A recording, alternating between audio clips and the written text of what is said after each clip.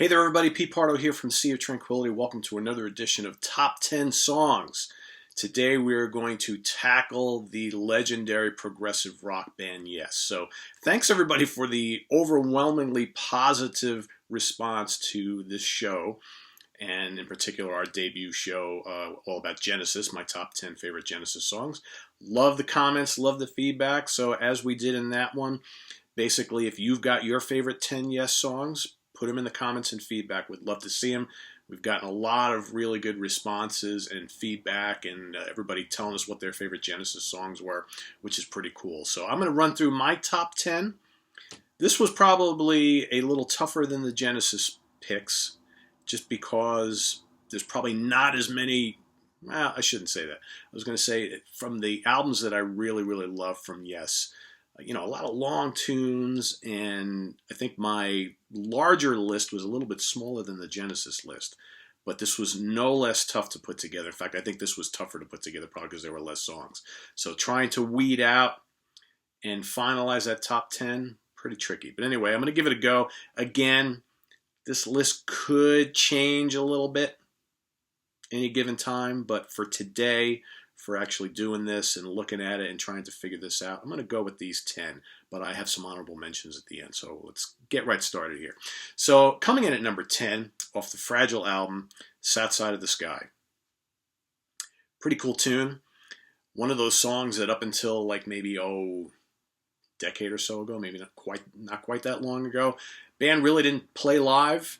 You had your couple of notable tracks off that album and all the little solo pieces, but South Side of the Sky kind of always got the shaft, and for me, that was like probably the strongest cut on that album.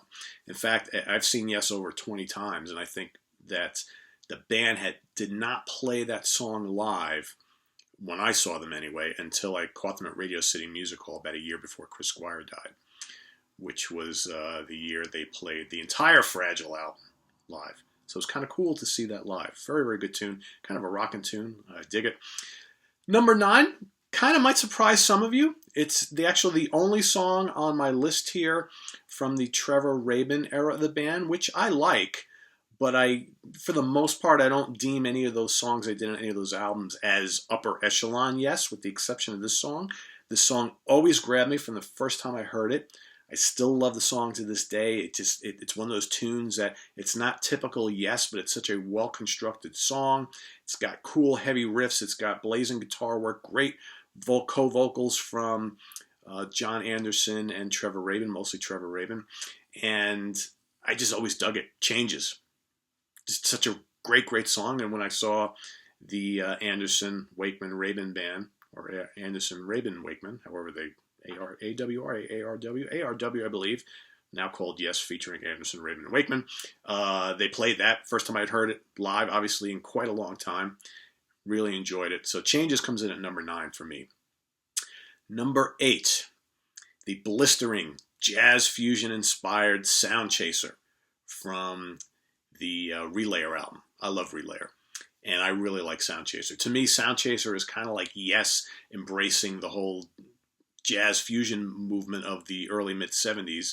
So bands like Mahavishnu Orchestra and Tony Williams' Lifetime and Return to Forever and Weather Report, and kind of doing that style in Yes. And I really love it. And I think that song probably has some of Steve Howe's greatest guitar work on any Yes song. So that's number 8. Coming in at number 7, excuse me, Yours Is No Disgrace from the Yes album. A perennial favorite of mine. With another really, really great Steve Howe guitar solo. Just a really, really catchy tune. I love the rhythms in that song. Tony Kaye's very laid back but well-placed keyboards. Dig it a lot, number 7. Coming in at number 6, back to the Relayer album, The Gates of Delirium. I mean, just a fantastic epic, right? It's got all these different sections that all work. It's got that lovely kind of closing piece with John Anderson, the whole Soon segment. Again, kind of going for the bombast of the jazz fusion era, I think, a little bit throughout that whole album for the most part, but especially on Sound Chaser and Gates. And Gates is just kind of this massive, just energetic, ominous tune. Just fantastic. And of course, Patrick Moraz on keyboards.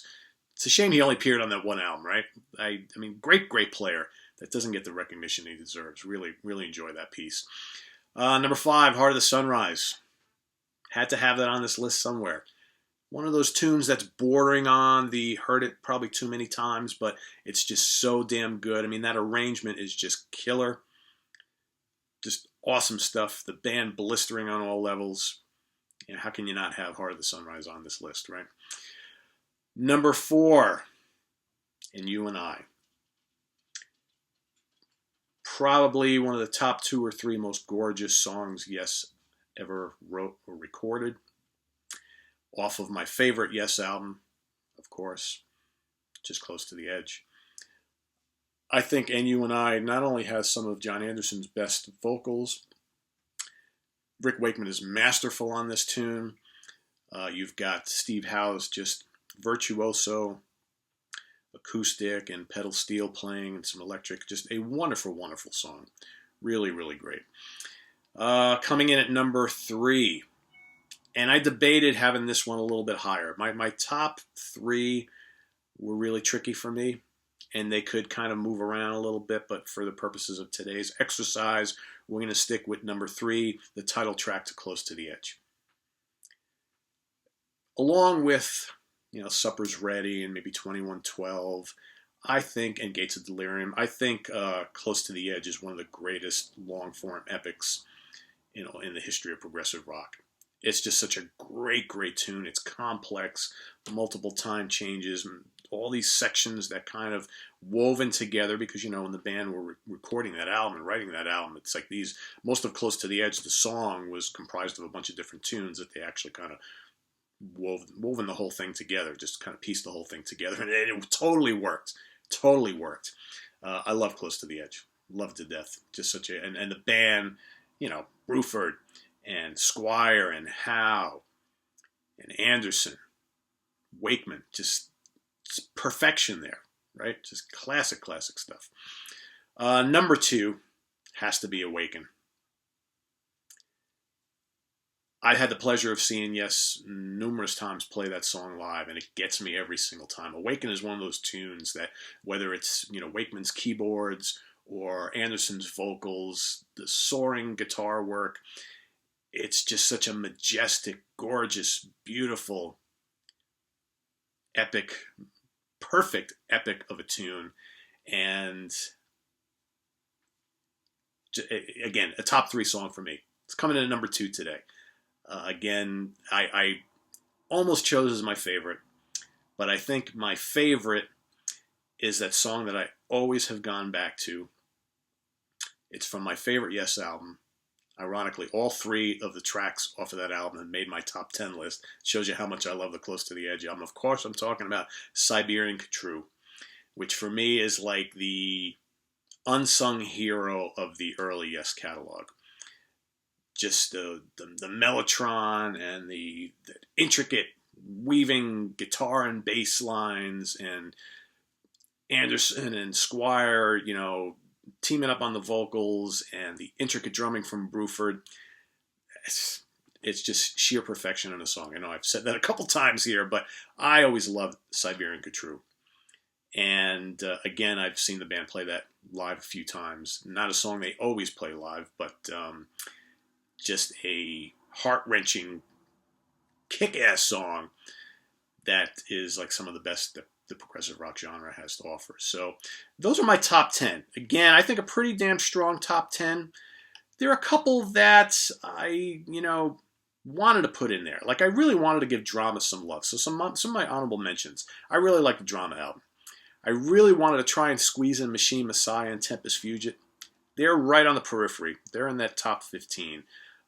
Really love both of those songs. I love the Parallels tune off of the Going for the One album. Big fan of that one. Perpetual Change. That's a classic, classic, classic song. What else have I got here? Yeah, Starship Trooper. I love Starship Trooper. That's bordering on one of those Yes tunes that I've probably heard way too many times, but I can't deny the brilliance of it. So I kind of, that's on the periphery too. Just to give a little love to the Tormato album, I really dig Silent Wings of Freedom. Pretty cool album. Don't Kill the Whale is also pretty damn good.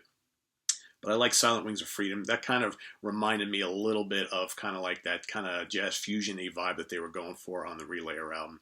And I didn't want to ignore Tales from Topographic Oceans here. I do like Ritual. My problem with Tales from Topographic Ocean is I just find it all a little too overblown and drawn out and sprawling. And I wish that album was condensed a little bit. There are parts of all those 4 tracks that are absolute brilliance. I just find it all a bit too overblown. And Ritual as well, but there are parts of Ritual that are just absolute musical genius, right? So I wanted to kind of give that a little bit of mention. You know, as far as like the stuff that the band has done, you know, post the Rabin era, you know, a few good tracks here and there. I do like the studio tracks off the Keys to Ascension albums. Those are very, very good. And I thought about trying to, you know, fit them in here somewhere. But they, you know, they're really, that's really great Yes stuff post like 1990.